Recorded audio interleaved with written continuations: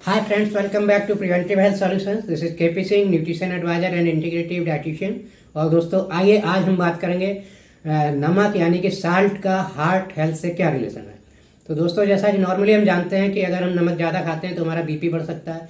यानी कि नमक ज़्यादा खाने से जो मेन इंग्रेडिएंट है नमक में वो है सोडियम। अगर सोडियम हमारे ब्लड में स्ट्रीम में ज़्यादा होता है तो ये हमारे बीपी बढ़ने के चांसेस होते हैं और हार्ट हेल्थ के लिए ठीक नहीं है। यानी कि इससे कार्डियोवैस्कुलर डिजीज आगे चल के डेवलप हो सकती है।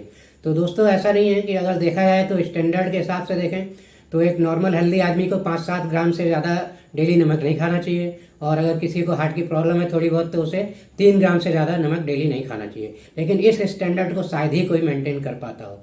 इससे ज़्यादा ही नमक हर आदमी खाता है डेली। तो लेकिन ऐसा है दोस्तों, यहाँ पे ज़रूरी नहीं है कि हमेशा नमक खाने से आपको हार्ट प्रॉब्लम हो ही जाएगी।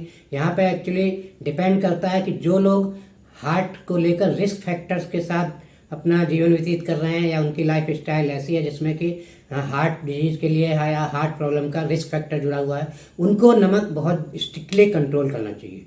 उनको नमक ज़्यादा खाने से या सोडियम ज़्यादा जाने से उनके शरीर में कार्डियोवैस्कुलर डिजीज की प्रॉब्लम आ सकती है।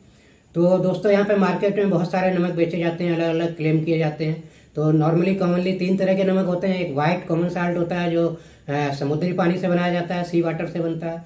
और दूसरा रॉक साल्ट होते हैं जिसमें 2 नमक आते हैं, एक काला नमक और एक सेंधा नमक, ब्लैक साल्ट और पिंक साल्ट। ये रॉक्स या चट्टानों से प्राप्त किए जाते हैं।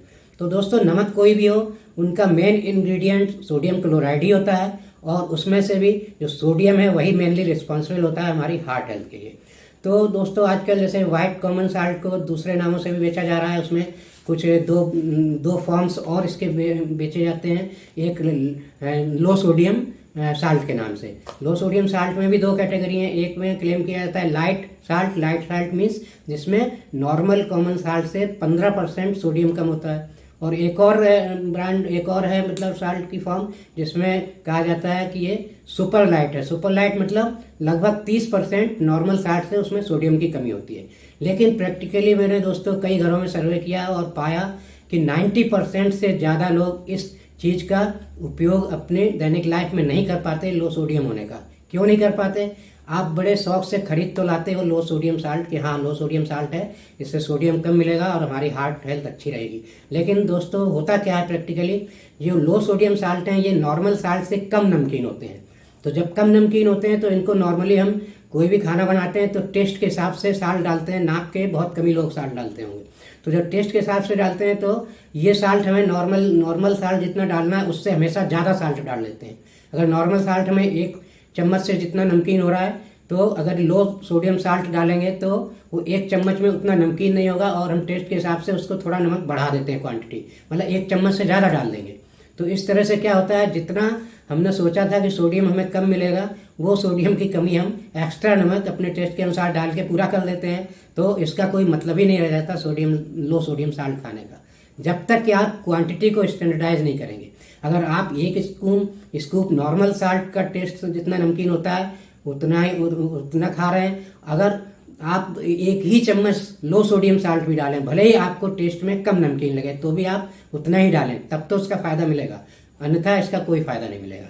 तो इसी तरह दोस्तों देखा जाए ब्लैक साल्ट है और पिंक साल्ट है, इनमें भी सेम चीज़ लागू होती है। इसे जब आप परचेज करें उसमें देखिए सोडियम कितना है। और इसके साथ साथ मैं एक चीज़ ज़रूर कहूँगा कि आप कोई भी साल्ट लीजिए उसमें आयोडीन की मात्रा जरूर देखिए। आयोडीन उसमें जरूर होना चाहिए, साल्ट आयोडाइज्ड होना चाहिए। अगर आयोडीन की कमी है, अगर आप जैसे ब्लैक साल्ट खा रहे हैं ठीक है, अच्छा लग रहा है आपको, या सेंधा नमक खा रहे हैं कोई बात नहीं, लोग समझते हैं बड़ा हेल्दी है, ऐसा कुछ नहीं है, उसमें भी सोडियम है, वो भी आपको वही नुकसान करेगा जो कॉमन साल्ट का करता है। और क्वांटिटी का भी मैंने बोल दिया, सोडियम कम ज़्यादा होने से बहुत ज़्यादा फर्क नहीं पड़ता क्योंकि उसके नमकीनपन में अंतर आ जाता है और वो नमकीनपन को हम मैनेज नहीं कर पाते। हम उसको ज़्यादा डालते हैं अगर कम नमकीन है तो उसका कोई मतलब नहीं रह जाता। तो दोस्तों इसी तरह आयोडाइज नमक इसलिए ज़रूरी है कि अगर आयोडीन प्रॉपर मात्रा में आपको नहीं मिल रहा है तो आपको थायराइड की प्रॉब्लम हो सकती है।